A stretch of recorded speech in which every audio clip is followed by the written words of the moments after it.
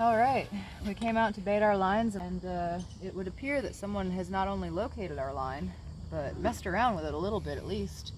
Our anchor over here, I don't know if you guys remember, was kind of a big full bush. Did a lot of good hiding our line, and somebody, you can see scratches on the rocks too, but somebody has come up here and cut all of the main branches off of our anchor bush. So someone knows our line is here, and that in itself is enough reason for me to move it. I feel like if I were to bait this right now and come back tomorrow night, there's a pretty solid chance that someone will have already run it for me, and I don't want that to happen. Well, that is illegal, so. Well, it's illegal, sure, but if there's nobody out here to catch them, they're still gonna do it. I'll sit out here. We might set a trail camera out in this area. I don't know, that kind of bums me out. It freaks me out a little bit.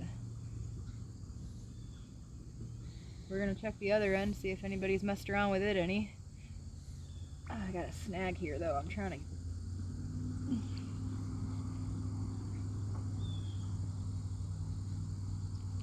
Alright, we had a great big brand new snag, but we tied a relief line to it right here.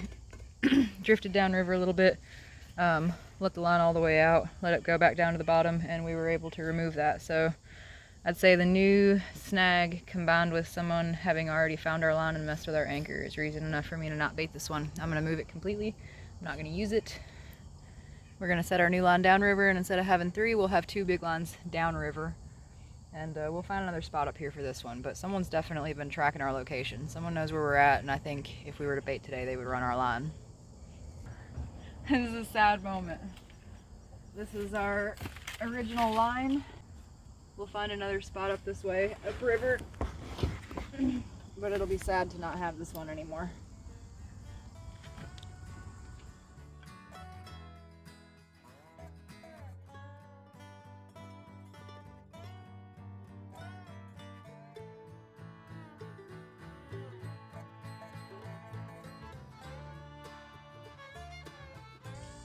Yeah, someone messed with this over here. We had this whole thing set really deep in a bush. It looks like all of our branches have been removed. Easy. We had all this massive cover, like over on this side, and everything over here has been cut and broken off. And my tag. And everyone knows whose line it was. Let's see if we can't find a little bit more of a private spot to reset her. And I'd say at least for now, this location's a wrap. Yeah. Heading downriver. Y'all might not see this bridge for a good long time.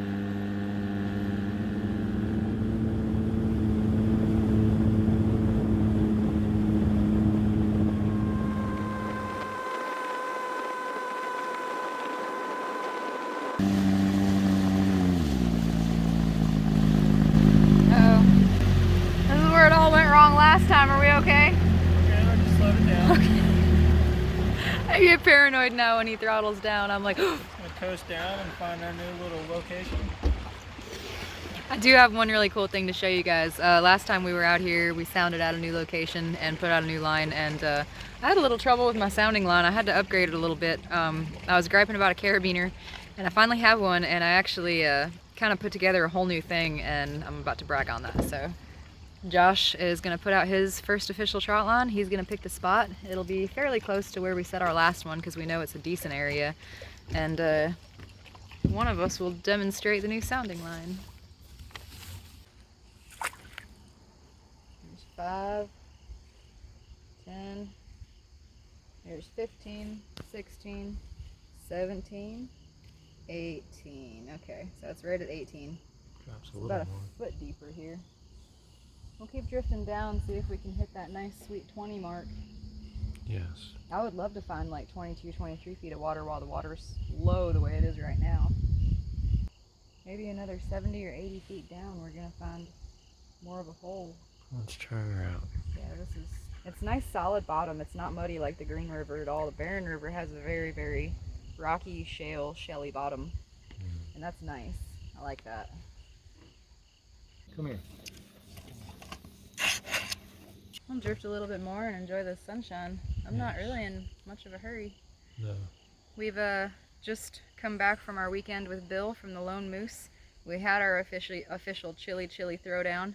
It was just as chilly as you can get. It was 20 degrees cooler than it was supposed to be seasonally. We were looking forward to a kind of a 75-55 weekend, and we ended up with a 60 and 40. So that was kind of rough, sleeping in tents in 40 degrees, but you'll probably see this video before you see that because I have so much to edit on that front.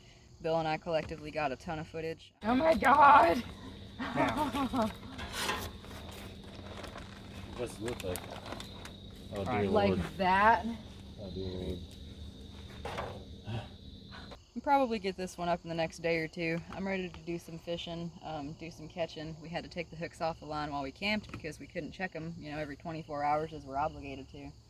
So we're into the last little dregs of October here, and I need me a big fish before I can take my lines out of the water and commit to deer hunting. I can't kill a deer until I get a great big catfish. That's just the way it is. Get him. Get him. He's out there. He's out there, and he's probably right about there. I feel like he's just below that tree.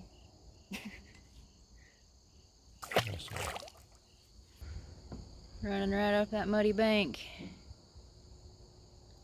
Man, that's crazy. All right, so again, for reference, our water level, our original anchor point was this branch. I'm not joking when I say we lost 36 inches of water. Oh shoot. We're only looking at about 14 feet of water here. Shorten this one way up and put the other one up the river from it. Yeah. It's deep as hell there.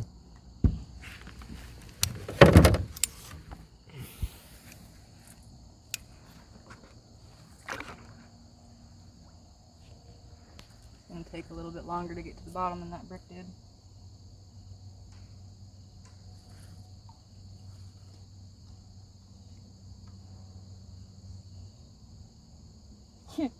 See that 15 mark? Yep. That line's laying slack across the bottom. Just laying there like a turd. Like a fat turd. Like a turd. So fat. But how beautifully did this work? Man, oh man. Good. Where has that been all my life?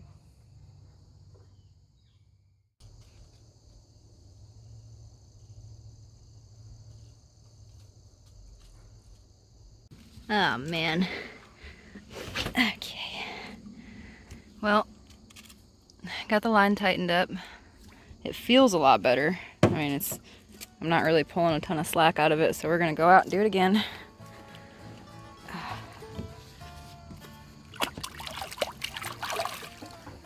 There's 10, 11.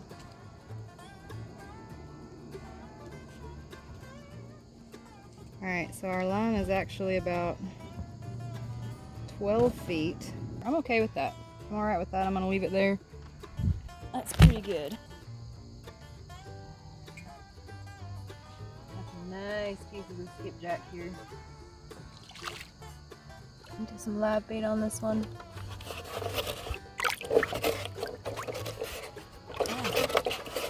These still are not real big, but they're 2-3 times the size of the goldfish we've been using, so I was really happy to find these guys. Oh, look at that. That's got a lot more presence on the hook. Oh man, those are been sitting outside for a day or two. Oh, just like I like them. Look at that. Oh yeah. You want the head on here? I mean, we are kind of in the middle of the river. That's a good spot. Can't just go throwing out the head all willy-nilly, you know. Go right there. That's gonna be our prize catfish when we come back tomorrow. This hook right here. Take note.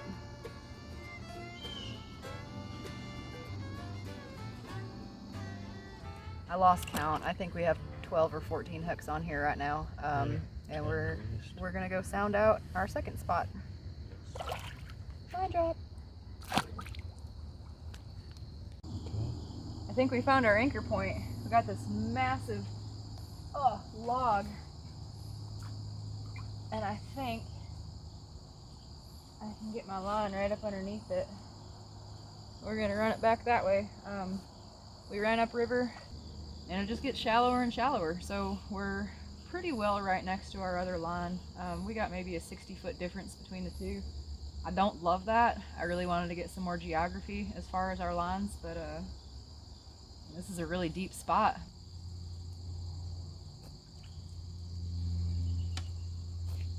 Beautiful little braid. I'm gonna kind of pivot this down toward the water. Put our knot down below the surface, and we can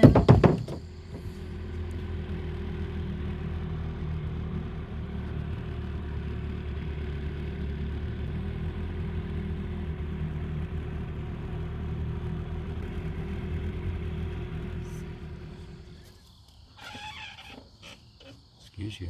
I was just about to say the same to you. I have a good feeling about tomorrow, though. Yes. Think that at least for a minute, our bad luck is behind us. Get our bricks on.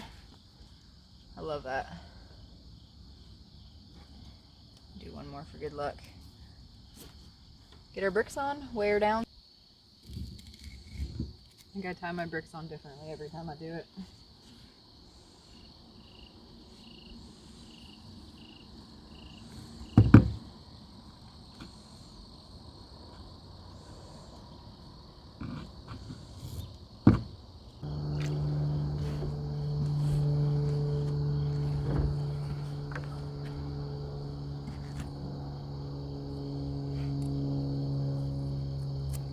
Make one of my traditional loops for this one. I want to be able to move these middle bricks. We've been lucky though. I make my trot lines with a double knot system so that when I put my snaps in between it, the fish can't run all up and down the line at will. He's just stuck in that one little area. But I put him every 3 feet, even if I'm not going to use that many hooks, because I want to be able to move them around the snags. And I say that we've been lucky because I haven't had to do that. I pretty much set every single section with a hook on every line that we've had so far, and we have had snags, but they've been snags that we've been able to get out. So we've gotten really fortunate.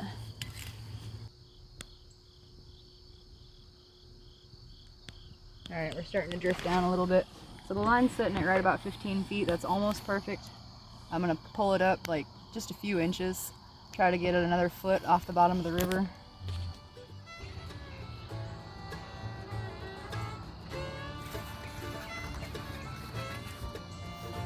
Man, we used up our big minnows. Look what we got left. Look at them dinks. Poor little fellas. I got high hopes for these two lines though. We got a skipjack head on the other line with a bunch of body pieces, some chicken liver and some minnows. And then over here we've got the tail with some body pieces, some chicken livers and some minnows. So I'm gonna set 1 or 2 little pieces down here at the end. We'll be good to go.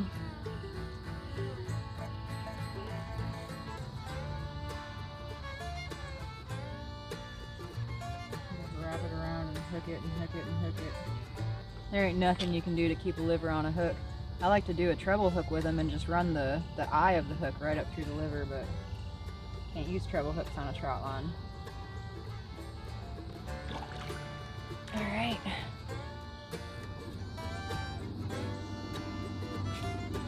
All right. Line drop. Come back out tomorrow. Do it up Halloween style.